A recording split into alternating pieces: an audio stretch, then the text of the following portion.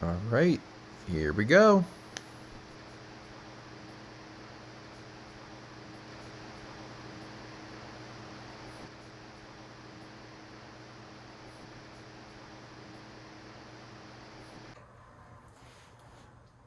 Hi guys, my name is Rob, and I wanted to um, come forward today with some things that have been on my mind for the past year or so that I haven't really told anyone, and I thought maybe if I brought those to light, that could help a few other people, and it could maybe make some sense of some feelings that some people are having.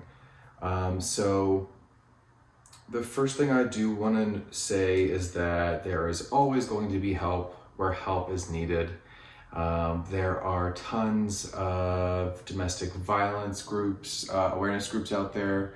There are hotlines, there are shelters. I will be placing phone numbers and locations of different LGBT domestic violence groups at the bottom of the screen here. And the reason why I bring that up is my second point, and it is my story to tell that no one has heard yet. No one in the world has heard yet.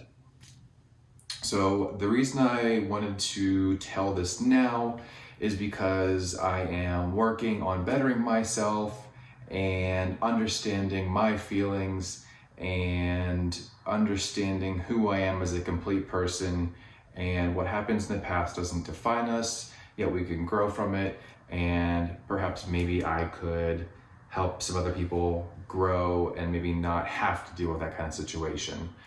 So I'm gonna paint a little bit of a picture, and maybe we'll make this into a series of detailed events, but long story short, I was married for a brief period of time and jumped into a lot of a lot of big decisions quickly. So I was buying houses, I was buying cars, and my now ex at the time, wasn't working for several months. And so we wanted the American dream, and so we started the process of having kids. So all of this was happening very quickly. The one thing that I overlooked was my own happiness in the immediate time frame. I let my long-term goals pretty much overcome what my instantaneous happiness was, and I was not happy.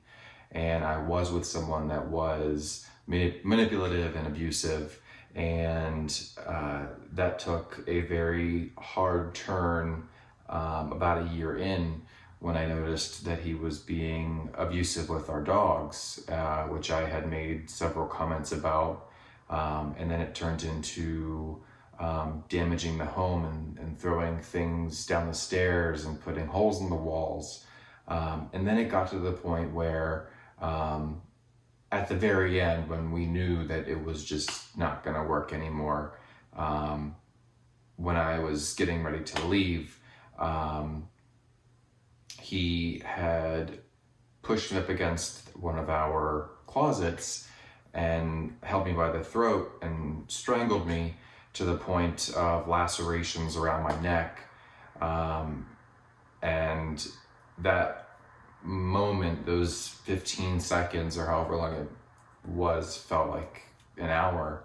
And I remember pushing him onto the bed just to try to regain a little bit of the control. But I'm not I'm not an enforcer by nature. I'm not someone that is going to be fighting. I'm a peacekeeper and analytical. So I internalize and I analyze things. So I wasn't gonna fight fire with fire, but I'm gonna remove myself from the situation, and that's what I did eventually. But just knowing that in those moments you could lose your life for no reason, and you do have feelings, and I've had feelings for the past year and a half that I didn't know what to do with. There are people to call, there are things to look into spiritually, or a friend or a guide, or just something to verbalize your thoughts. And everything is valid. I mean, there's no invalid feelings regarding that.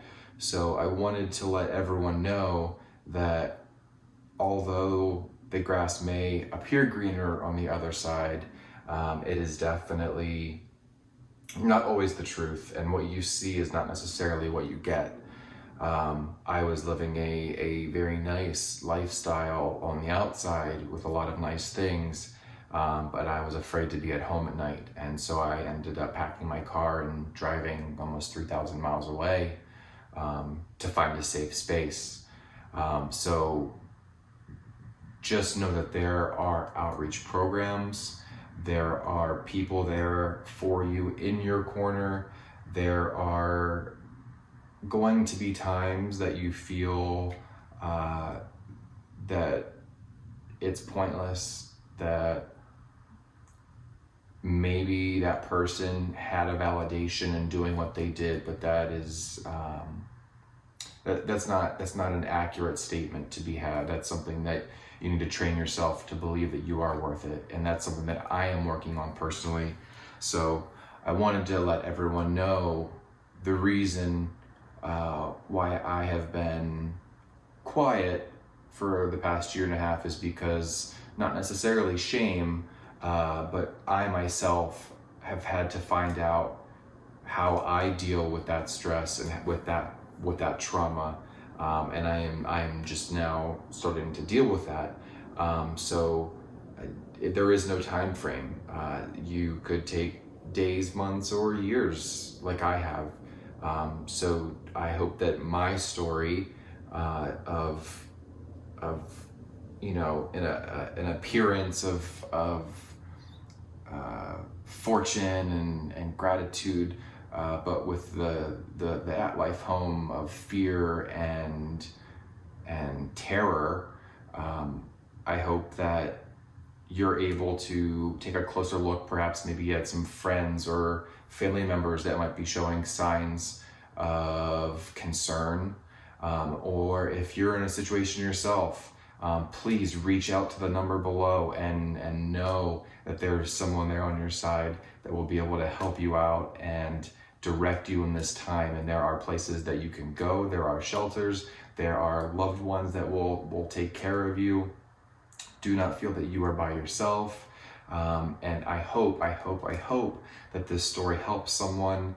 I myself am on my last bit of dealing with my ex. We have since been divorced for 12 months now. However, I'm still paying on our wedding from 3 years ago. So I still have several thousands of dollars that I am trying to raise to pay off this last debt that will put the nail in the coffin that is my ex, and will hopefully end the struggle of the manipulation, the strangulation, and the saga of what I've been through. So if you have any stories, please put them in the comments. If anything has helped, if you're looking for any guidance, I am in no way a therapist. I'm not giving advice. I am a business person, but I am a person with feelings navigating this world, and it is a very strange time, especially to have these feelings. So please reach out, let me know if I could be of any assistance to you, and maybe we'll make this a weekly thing, and I can explain how I found a little bit of solace in not necessarily spirituality, but I found my own spirituality through ink, through other religions. So maybe we can touch on that next time.